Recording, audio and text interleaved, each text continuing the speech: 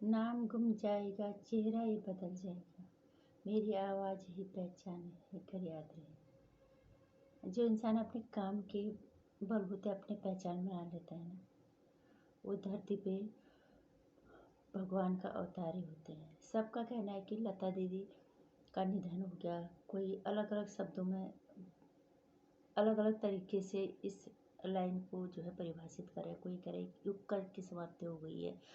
सब जिसको जितने बड़े शब्द आते थे वो इस्तेमाल कर रहे हैं लता दीदी के लिए, लेकिन हर बड़ा शब्द, हर बड़ी शैली उनके सामने बहुत छोटी है। पर मैं ये कहूँगी कि लता दीदी का न तो निधन हुआ है, न वो मरी है। मैं तो ये कहूँगी कि उन्होंने अपनी देह त्यागी है, वो अपने धाम को सुधारी है। क्योंकि भारतवर्ष के इस तपोभूमि में जब भी किसी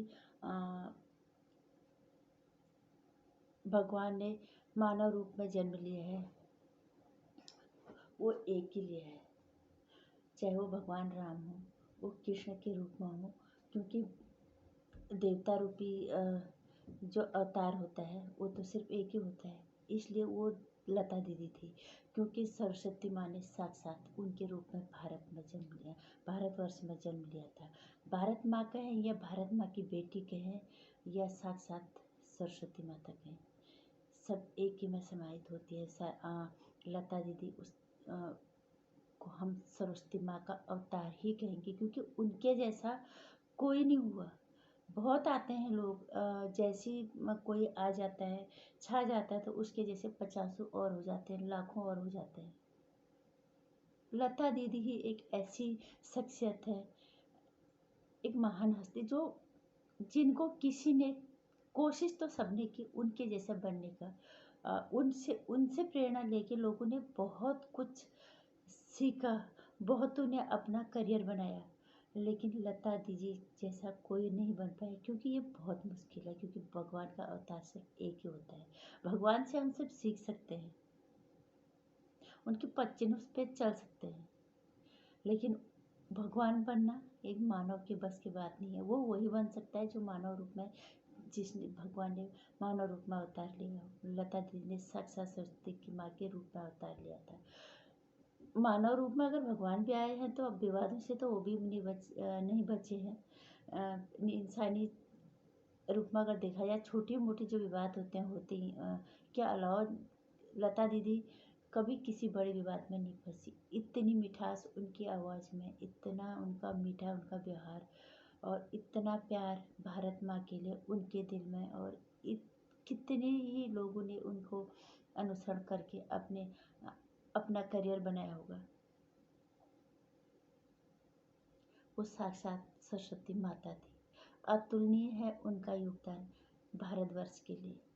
ये सौभाग्य है भारत जैसी तपोभूमि में, जहाँ भगवान राम और कृष्ण ने जन्म लिया, वहीं हमारी धरती पे लता दीदी ने सरस्वती माँ के रूप में अवतरित वो हुई हैं, और ये हमारा सौभाग्य है। तपोभूमि में मानव अवतार में जन्म तो भाग्य वाले ही लेते हैं, और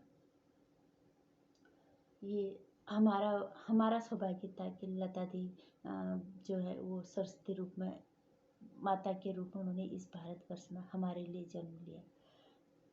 कई प्रेरणाएं छोड़ गई हैं वो सबके लिए सीखने के लिए। बहुत लोग ऐसे भी हैं जो उनकी मौत पे खुश हो रहे हैं, लेकिन ऐसे लोगों को शर्म आनी चाहिए। वो भारत माँ की बेटी है, या वो भारत माँ, साक्षात भारत माँ ही मैं उनको कहूँगी। सरस्वती माँ का साक्षात अवतार लता दीदी।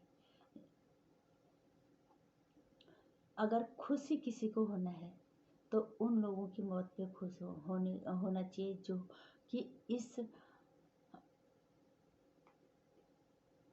भारत में रह के, इस देश में रह के, इसी देश, हर गरीब से लेके अमीर तक की पैसा जिनकी जेब में होता है, उसके बाद जो इसी देश की जनता को उनकी औकात बताते हैं। ये होती है नीच सोच। इसको कहते हैं हस्ती और औकात में फ़र्क होता है। अगर किसी को खुश होना है तो ऐसे लोगों की मौत पे खुश हो।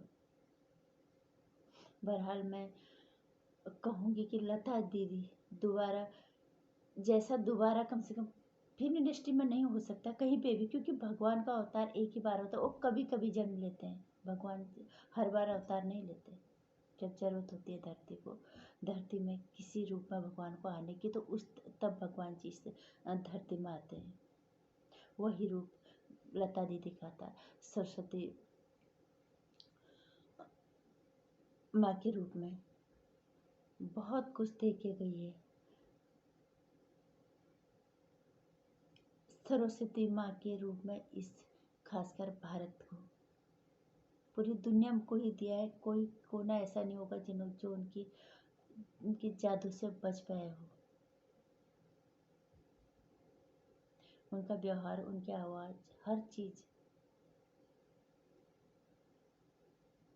इतनी बड़ी शख्सियत होने के बावजूद कितने प्यार से वो लोगों को साक्षात्कार देते थे। ये लक्षण से भगवान के हो सकते हैं। इसलिए मैं कह रही हूँ कि सरस्वती माँ की साक्षात अवतार थे। इसीलिए मैं कहूँगी कि कि सरस्वती माँ अपनी स्वर्ग सिधार, अपनी धामों सिधारे हैं। बस उन्होंने मानव देह छोड़ा है। हमारा काश फिर से सौभाग्य हो इस धरती पे माँ फिर किसी और रूप में जन्म ले। जहाँ से उन्होंने जन्म लिया होगा यहाँ तक, पूरी दुनिया तक जो उन्हें जानते होंगे, कोई ऐसा नहीं है कि उनकी आंखों में आंसू ना हो, उनकी आंखें नम ना हो, क्योंकि वो शख्सियत ही ऐसी है। और हमें तकलीफ तो हो रही है, लेकिन खुशी भी है, क्योंकि वो अपने धाम पधारी है, वो अपनी धाम पहुँची हैं। जब उनको इतनी तकलीफ होगी इस दिन में, ये दुनिया का सच है। भगवान जी अगर मानव रूप में आए हैं तो ये देह छोड़ के उन्हें भी जाना पड़ा। सभी जाते हैं। उनके मानव रूप में उनके देह से अगर उनको तकलीफ हो रही तो उन्होंने वो देह त्याग के अपने उस धाम पधार गई है। बस मैं कहूँगी जहाँ भी रहे, फिर से हमारा सौभाग्य हो कि माँ फिर से हमारी धरती में किसी और रूप में जन्म लें। और विनम्र श्रद्धांजलि देना चाहेंगे हम उनके श्री चरणों में। और भगवान ईश्वर उनको अपने चरणों में पहले ही स्थान दे चुके हैं, क्योंकि वो खुद अपना धाम छोड़ के आए थे। इसलिए मैं वो नहीं कहूँगी कि भगवान उनको अपने श्री चरणों में स्थान दें, क्योंकि वो अपने धाम छोड़ के हमारी धरती पे आई थी। वो अपने धाम फिर से वापस चले गई है। बस कोटि कोटि नमन करना चाहेंगे हम उनके श्री चरणों में, और अपना आशीर्वाद वो इस धरती पे जाने के बाद भी बनाए रखें। बस ऐसी ही आशा है। और फिर से किसी रूप में माँ इस धरती पे फिर से आए, फिर से हमारा सौभाग्य मिले उन्हें किसी और रूप में देखने का।